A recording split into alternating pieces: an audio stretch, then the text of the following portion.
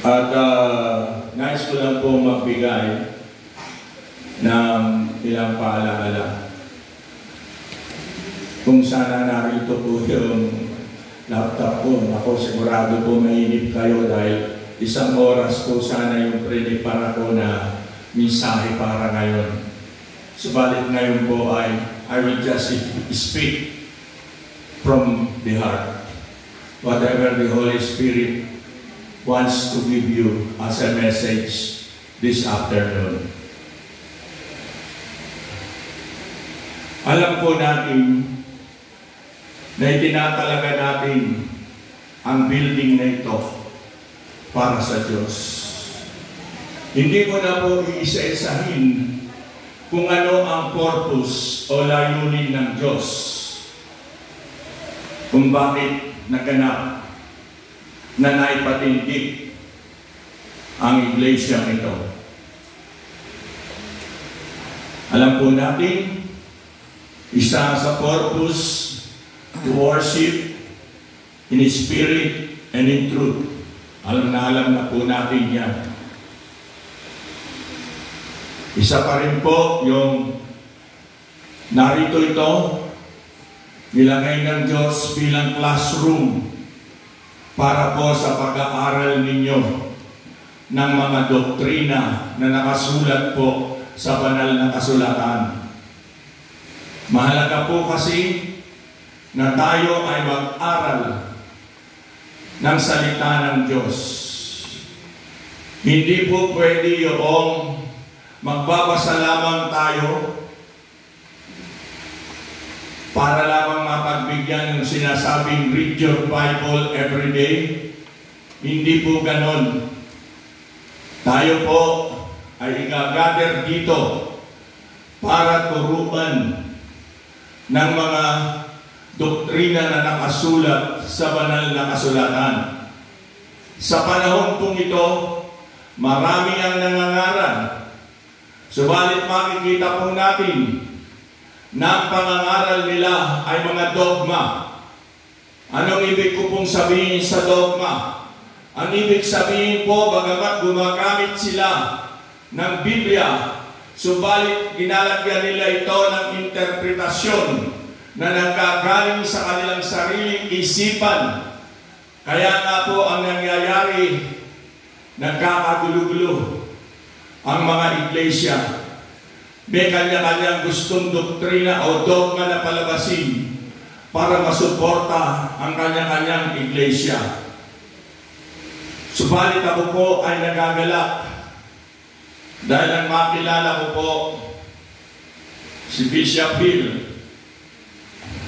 Sa aming pag-uusap ay napagtanto ko na naroon ang isang malalim na pagbibigay sa kanya ng Diyos ng katuruan. Mga katuruan na hindi galing sa kanyang sarili, kundi ang katuruan ay nagagaling po sa banal na kasulatan. Kaya yung iba po, marahil hindi kami nauunawaan ng iba. Pagkat ang gusto lang nila, mga mensahe na kumikiliti sa tenga, mga mensahe na hindi nakakasakit, mga mensahe na sariling kaisipan. Subalit salamat sa Diyos, sapagkat alam ko ang iglesyang ito ay itinatag ng Diyos sa takong ito upang maging isang ilawan, a beacon, para ang mga tao sa paligid ay madala sa tunay na pag-aaral ng salita ng Diyos. Kaya nga, makikita niyo mga kapatid, ang iglesia nito ay maihahalin tulad po namin sa isang city of refuge. Doon po sa mga bilang, ang mga Levites, hindi po sila binigyan ng mana na mga lupa. Bagamat hinati-hati nung 11, yung promised land, pero ang mga Levites po, wala sila. Alam niyo po kung bakit? Sapagkat ang nais ng Diyos, ang ibigay po sa kanila ay walang iba kung hindi ang pangangalaga sa salita ng Diyos na doon sa tabernakulo nung una natatagpuan. At pagkatapos ng tabernakulo, dumating sa panahon ni Haring Solomon, nagpatindig siya ng templo at tinawag niya itong isang santuaryo. Kaya nga makikita natin mga kapatid, minsan noon, nung ako ay nasa Bicol, may lumapit sa akin. Ang sabi niya sa akin, pastor pa po lang noon, lumapit sa akin at tinanong ako, sabi, Pastor, nasan po ba ang sanktuaryo? Kayo, alam niyo ba nasan ang sanktuaryo? Amen? Alam niyo po ba? Saan ang sanktuaryo? Alam niyo po ba, nung tanong ako, hindi ko tinuro yung building. Ang tinuro ko, yung katawan ko.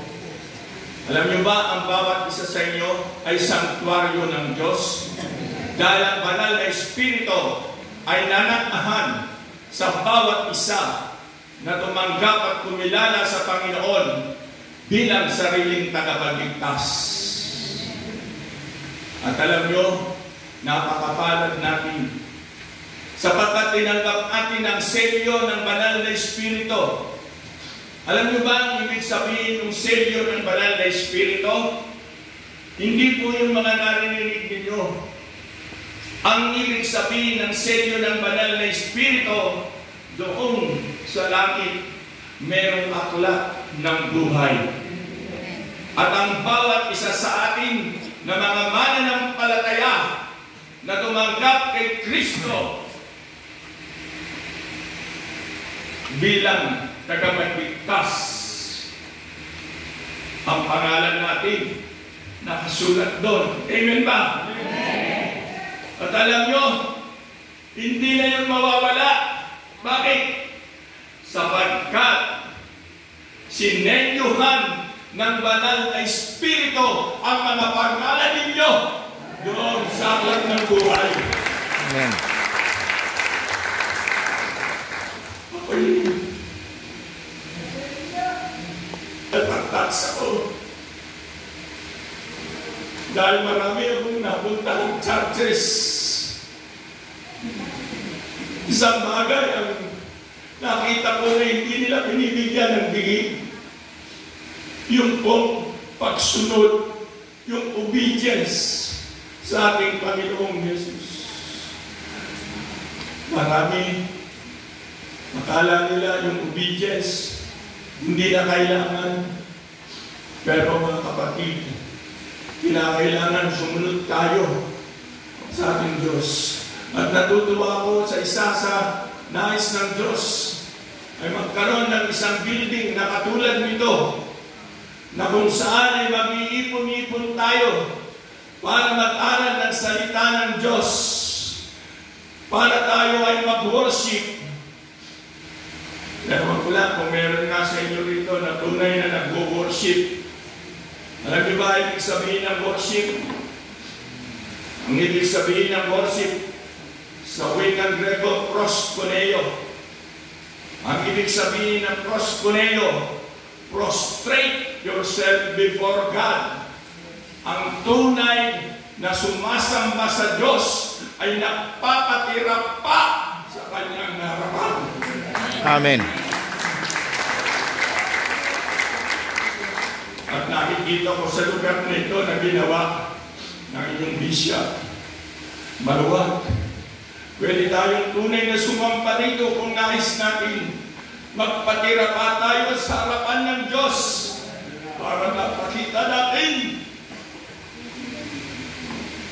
na tayo ay tunay na anak niya. Pasensya na kayo, nagiging emotional ako. Pero kasi pag nababanggit ko ang ganitong mensahe, Talagang ginigilagis ang puso ko. Ang nais ko po, ang bawat isa sa atin ay tunay na sumamba sa ating Diyos. At hindi lamang sumamba, kundi maging sa Espiritu at katotohanan. Ang katotohanan po ay walang iba kung hindi ang kanyang banal na salita, na kung saan dyan natin matatagpuan ang buhay. Kaya nga mga kapatid, sana gamitin niyo ito. Sumimba kayo rito. Hindi lamang para makipag-fellowship, hindi lamang para makipagkita kayo sa inyong mga kakilala o kamag-anak. Kung hindi narito kayo, sapagkat sasamba kayo sa Diyos, sa Espiritu at katotohanan. At yan lamang kayo pagpapalain ng Diyos pag nagawa nyo ang sumamba sa Diyos, sa Espiritu at katotohanan. Amen. At hindi lamang yun, mga kapatid. Matapos ng dalawang binanggit ko na yun, nais ko pong ibigay sa inyo ang isang kaalaman tungkol sa church na hindi po ito gaano na ipapangaral. Alam niyo ba, ang church, ito ay katulad ng City of Refuge. Marahil narinig niyo na yun. Nabasa niyo na yun sa Numbers. Ang City of Refuge, ito yung mga syudad na ipinalaga na kung nagkasala ka dun sa labas, pwede kang tumakbo doon sa City of Refuge at walang makikialam sa iyo. Maski nga sabi nga sa Biblia, yung nakapatay, tatakbo lang siya sa City of Refuge. Hindi na siya pwedeng galawin ng Avenger of Blood. Sabi po yan sa banal na kasulatan. Bakit ginawa ito ng Diyos? Sapagkat ayaw ng Diyos na tuloy-tuloy na benggansya. Halimbawa, pinatay ko ang isang tao.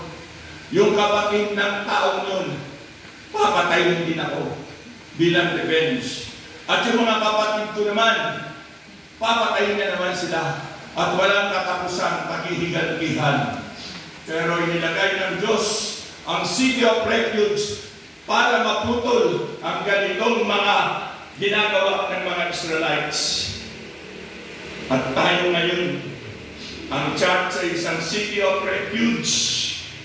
Pag City of Refuge, kinakailangan hindi lamang yung sarili nyo ang hinintindi nyo. Hindi lamang yung ating ginagawa, kung hindi mahalaga yung ating kapwa. Buksan natin ang ating mga gates para yung mga taong wala pa kay Kristo pumasok at makilala nila si Kristo.